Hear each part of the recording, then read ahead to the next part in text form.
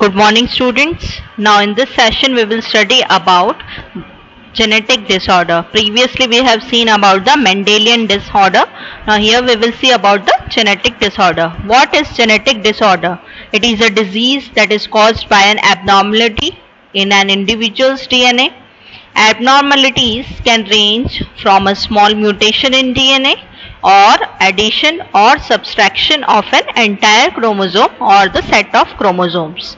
Most genetic disorders are quite rare and affect one person in every several thousands or millions. Genetic disorders may result by point mutation or any insertion, deletion entirely inside one gene, deletion of gene or genes, whole chromosome, extra, that is one, or missing, or both. Means either the chromosome is extra or the missing, or both can happen. Due to this all type of reason, genetic disorder can happen. Now this, students, you can see this is the karyotype. Karyotype means how about 23 pairs of chromosomes are arranged. The arrangement of chromosome from the bigger size to the smaller size, this arrangement of chromosome is known as karyotype. So here you can see the human male karyotype is displayed. Here you can see 22, they are the autosomes. Autosomes means they are the normal chromosomes are there, and this 23rd pair, that is the last pair, it is the sex chromosome that is represented by the male. Now types of inherited disease, that is of two types. First, autosomal disorder, in which two categories are there. First is autosomal dominant and autosomal recessive, which means if the particular genetic disorder occurs in the autosomal chromosome and the disease is dominant, then it is known as autosomal dominant. And if it is recessive, means it is the disease, it is not expressing so much, so it is known as autosomal recessive. Similarly, allosomal disorder means this allosomal disorder, this happens in the particular sex chromosomes only. It can be either X-linked dominant, X-linked recessive, Y-linked, and the third type of the genetic disorder is mitochondrial disorder.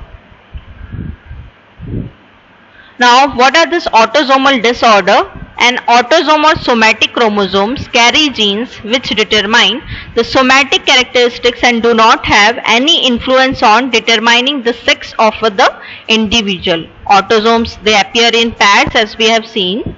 Humans, they have diploid genome that usually contain 22 pairs of autosomes and one allosome pair. Total we have 46 chromosomes. So 23 pairs are there. And out of this 22, there are 22 pairs there of autosomes, and 23rd, that is the last pair, is of 6 chromosome.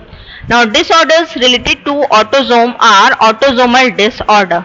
Examples of autosomal disorder, they are as follows. First one, Down syndrome, second hemophilia, and third is sickle cell anemia. These two we have studied, that is hemophilia and sickle cell anemia. Hemophilia, that is if the individual faces this kind of disease, he or she will be means the blood will flow continuously if any cut happens, and in sickle cell anemia the RBC becomes the sickle shape. Types of autosomal disorder, we have seen that it is divided into autosomal dominant, that is if the disorder is autosomal dominant, only one infected gene from any one parent is enough to cause the disease in the child. Infected gene from anyone means it is not necessary that both the parent pass the gene to the particular child. If any one gene is there and it is passed to the next generation, then the child is having the probability of getting the disease. So this is known as autosomal dominant.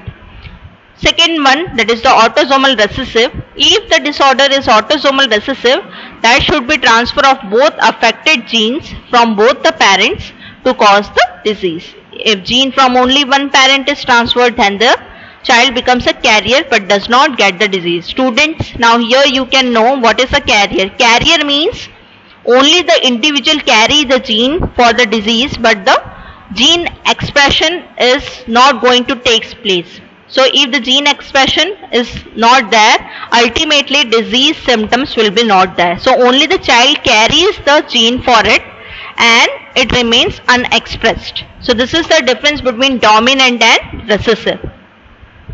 So here we end with the autosomal disorder. I hope what is the genetic disorder, what is autosomal disorder, what is autosomal dominant, what is autosomal recessive, it is clear to you.